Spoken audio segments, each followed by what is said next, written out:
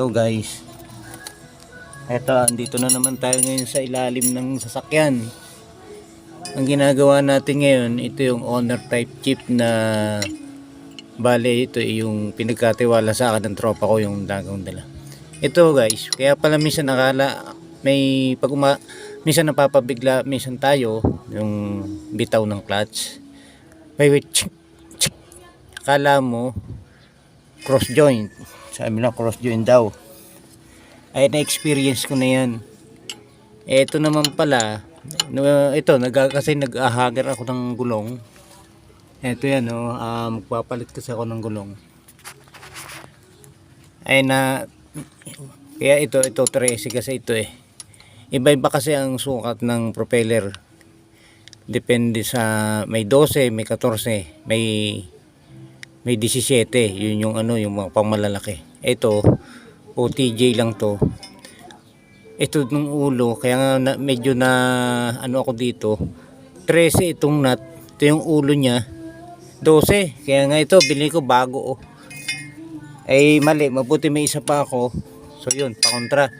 Madalit sabi ito guys. Yan. Mahigpit na to eh. Susubukan ko uling higpitan itong sa likod. Kaya pala may gumaganon. Tingnan natin ha. Yan, medyo mahigpit na ito. Ayan, mahigpit. So, ang bali ang maluwag dito, 3. Yun. Pag napabayaan yun, akala mo kasi laging itong cross joint, pero okay naman, no. Pagagrasahan ko na yan sa gasolinahan. Ano sila doon? Nagagrasa, kaya ganun gagawin ko.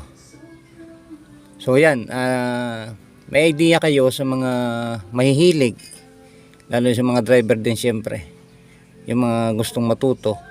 Ito naman guys na unti-unti natutunan ko na rin lang yan. Kasi nga nagsisikap ako na matuto. Ang hirap kasi pagka hindi tayo sanay o hindi tayo marunong, lalo driver tayo. Akala mo cross joint ha, pero hindi naman pala. Pag cross joint yan kasi, ito yan. Nakikita mo yan dyan.